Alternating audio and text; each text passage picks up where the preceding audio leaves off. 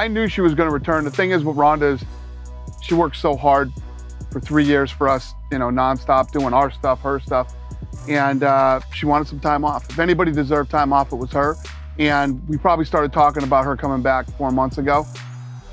And, you know, that's it. She had a few nagging injuries, her elbows, her knees. She went and got them scoped, cleaned out, recovered fast, felt good in the gym again, and that's it. You know, who likes to lose? Nobody does, but she's like the next level. And I think she just wanted time. You know, she had some issues. Her biggest issues, in my opinion, were with the media.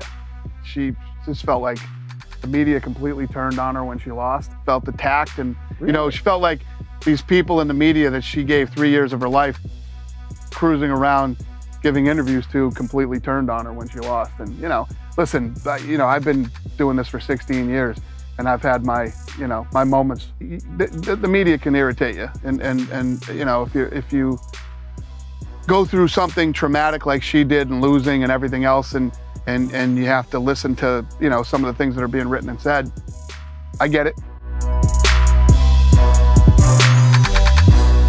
I've been saying for 3 years, GSP, no. GSP is not fighting in Toronto, no. GSP said, yeah, I'm gonna go down and do like a little mini camp and see how I feel and this and that. He's been saying this for 3 years. Right. A lot of talk and it's just, listen, GSP wasn't loving fighting when he was fighting all the time. This is a sport you have to, you just have, first of all, it's a young man's game, right? And you got to jump out of bed every day and just want to, you know, kick people's ass and get in the gym and want to be a world champion. And GSP hasn't had that fire in a very long time. Listen, I've been saying all day, there's a certain mentality you have to be a fighter. And George St. Pierre hasn't had that mentality in a long time. And sometimes that's not a bad thing. And the guy went out on top. You know, how many athletes really go out on top? You know, go out the way you want to go out. You know, the guy made a lot of money, and when you take a 3-year, this isn't a sport you take a 3-year layoff from.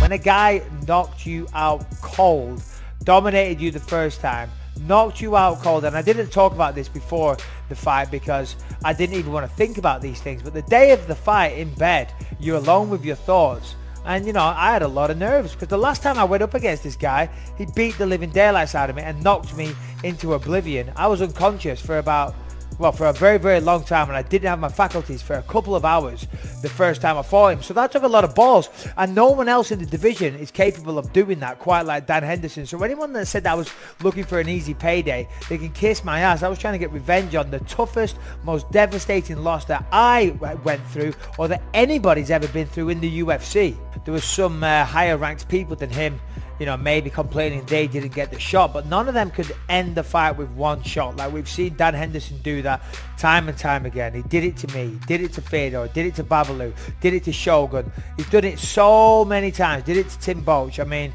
and this Vanderlei Silva, the list goes on and on and on. So yeah, you know, he was a tough son of a bitch. And let's not forget, this was a chance for him to have the fairy tale ending, for him to go out as world champion. So, you know, that was the best version of Dan Henderson.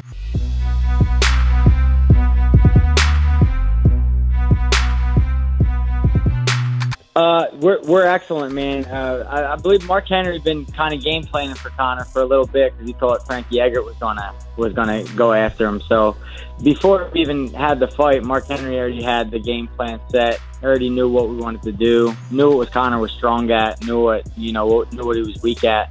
And the good thing is he just recently fought, and you can't change much in that small amount of time. So. We got a good scouting report, a good game plan, and I just think stylistically, the matchup is my fight to win. If I go out there and do what I'm good at, I'm not gonna say it's easy because no fight is easy, and especially against a guy who has a crowd like that on his side. But I'm gonna get this job done, and I think I'm gonna get it done violently and quickly.